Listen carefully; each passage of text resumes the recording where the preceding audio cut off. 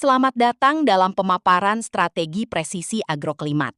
Di era perkebunan modern, kita tidak lagi hanya mengelola tanaman, kita mengelola data dan variabel alam.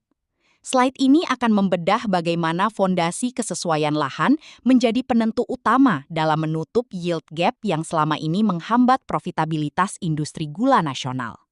Kita harus beranjak dari paradigma lama.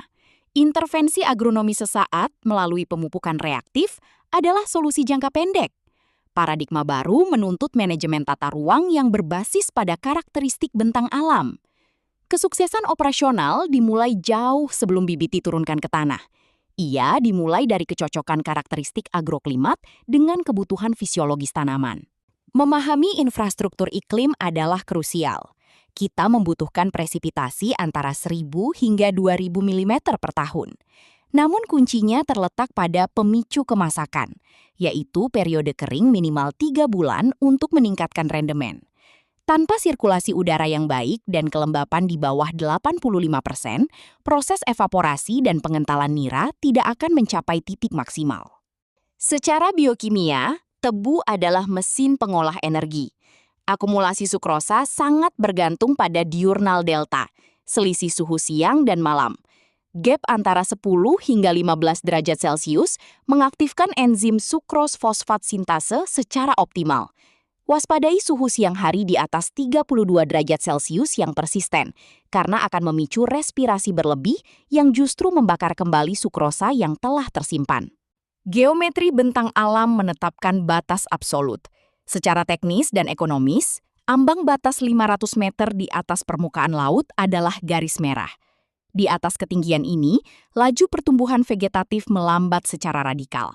Siklus panen menjadi terlalu panjang dan efisiensi biaya operasional per unit produksi tidak lagi mampu bersaing di pasar global.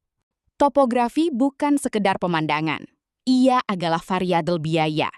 Lahan ideal dengan kelerengan 0 hingga 3% adalah prasyarat untuk mekanisasi total, mulai dari penanaman hingga cane harvester. Sebaliknya, lahan marginal dengan lereng di atas 4% akan memicu eskalasi OPEX akibat tuntutan konservasi lahan dan perawatan infrastruktur jalan yang jauh lebih berat. Tanah adalah bioreaktor kita. Kesesuaian lahan tidak hanya soal nutrisi, tapi juga sanitasi. Lahan harus dipastikan bebas dari akumulasi logam berat dan residu pestisida yang dapat mematikan mikrobioma penyubur. Proteksi terhadap endemik OPT seperti parasit akar atau jamur patogen harus dilakukan sejak tahap persiapan lahan guna menjamin keberlangsungan raton jangka panjang. Manajemen lahan modern menerapkan prinsip ekonomi sirkular. Kita tidak membuang limbah, kita mendaur ulang potensi. Melalui praktik zero burning, sersah tebu dikembalikan ke tanah untuk menjaga kelembapan. Sementara itu, aplikasi Finase sebagai pupuk cair kaya kalium tidak hanya menekan biaya input kimia, tetapi juga memperbaiki porositas dan struktur tanah secara sistemik. Mari kita tinjau matriks teknis ini. Kelas S1 adalah target utama kita dengan parameter fisik dan kimia yang optimal, mulai dari pH ideal 6 hingga 7,5 hingga kedalaman efektif di atas 100 cm. Memaksa penanaman pada lahan kategori N atau tidak sesuai tanpa rekayasa radikal hanya akan menyebabkan inefisiensi masif yang menggerus profitabilitas perusahaan. Masa depan agribisnis tebu adalah orkestrasi spasial. Dengan integrasi data sensor tanah IoT, histori cuaca, dan pemetaan GIS, kita dapat menciptakan digital twin dari setiap blok perkebunan. Presisi ini memungkinkan kita memberikan perlakuan yang tepat, pada waktu yang tepat, dan di lokasi yang tepat, mengubah manajemen perkebunan dari intuisi menjadi sains murni.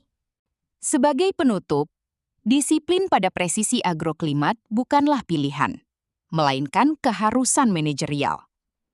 Kesesuaian lahan adalah kompas yang akan menuntun kita pada adaptasi perubahan iklim dan keberlanjutan bisnis. Mari kita bangun industri gula yang tangguh melalui kekuatan data dan ketepatan agronomi. Terima kasih.